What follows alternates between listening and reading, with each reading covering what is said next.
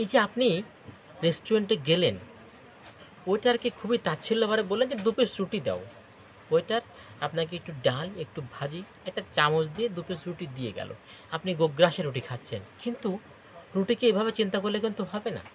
রুটি মূলত অখণ্ড মণ্ডলাকারং ব্যাপ্তম যেন চরাচরম। ব্যাপারটা কিন্তু এরকম। একটা গোলাকার রুটি সমস্ত বিশ্বে পরিব্যাপ্তি হয়ে আছে। সমস্ত বিশ্ব জুড়ে আছে। আপনি যদি রুটির পিছনের ইতিহাসটা একটু জানার চেষ্টা করেন, তাহলে দেখবেন যে গম থেকে রুটি তৈরি হচ্ছে। আবার এই গম বিশ্বে আপনার গম উৎপাদনে এই মুহূর্তে আমার যতদূর জানি চীন হচ্ছে ১ নাম্বার পজিশনে আছে। আমাদের পার্শ্ববর্তী দেশ আমাদের পার্শ্ববর্তী দেশ ইন্ডিয়াতেও গম উৎপাদিত হয়, ফ্রান্সে হয়, রাশিয়ায় হয়, অস্ট্রেলিয়ায় হয়। এসব দেশে কিন্তু গম উৎপাদিত হয়। আমাদের দেশ অর্থাৎ বাংলাদেশ, এখানে কিন্তু গমে অতটা উৎপাদন হয় না। এই বহির্বিশ্ব থেকে অনেক কূটনৈতিক বিষয় আশয় আছে যেগুলো আমিও হয়তোবা ভালো জানি না। সেই সকল বিষয়কে অতিক্রম করে সে ছাড়পত্র পায় বিদেশে যাওয়ার জন্য। এরপরে গম বাংলাদেশে আমদানি হয়। এখানেই কিন্তু রুটির কাহিনী শেষ নয়।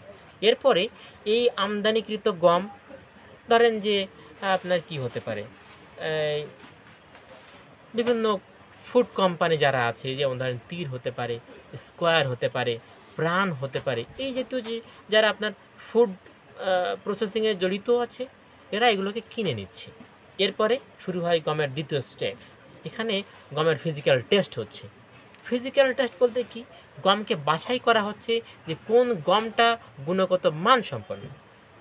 এরপরে তাকে দেওয়া হয়, মানে কি বলবো, গমের যানবাহনে টানাটানি, তাকে দেওয়া হচ্ছে রোলিং সেকশনে। সেখানে গমকে পিষে গুঁড়ো করা হচ্ছে। তার যাবতীয় কষ্ট সব কিছু মিশে যাচ্ছে ছোট ছোট কণায়, পার্টিকেলে মিশে যাচ্ছে।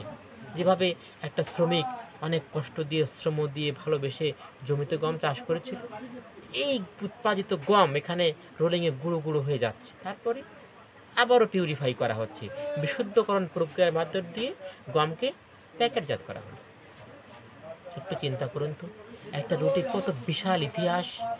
এরপরে এই প্যাকেটজাত আটা আপনার কাছে, আমার কাছে, বিভিন্ন মিষ্টির দোকানে চলে যাচ্ছে। সর্বশেষ তাও শান্তি নেই, গরম জলে তাকে সিদ্ধ করা হলো। এরপরে মানে কারো প্রতি যদি রাগ থেকে থাকে, সেই রাগ ঝেড়ে দেওয়া হলো সেই আটার পরে। একেবারে এভাবে এভাবে বিভিন্নভাবে আটাকে রুটির রূপে রূপান্তরিত করা হলো। সর্বশেষ রোলিং কাকে বলে? একটা গোল মন্ডের মতো জিনিসকে রোলিং করে পিষে পিষে ফ্ল্যাট আকারে রুটির মতো শেপ দেওয়া হলো। এই রুটিটাই আপনি, প্রচণ্ড ক্ষুধা পেয়েছে আপনার, জারক রস আপনার ভিতরে সব কিছুকে হজম করে ফেলছে, সেখানে আপনি ডাল দিয়ে একটু একটু করে ছিঁড়ে চিবিয়ে খেয়ে ফেললেন, শেষ। একটা রুটির আত্মকাহিনী যে কতটা নির্মম, একটু চিন্তা না করলে আপনি বুঝতেই পারবেন না।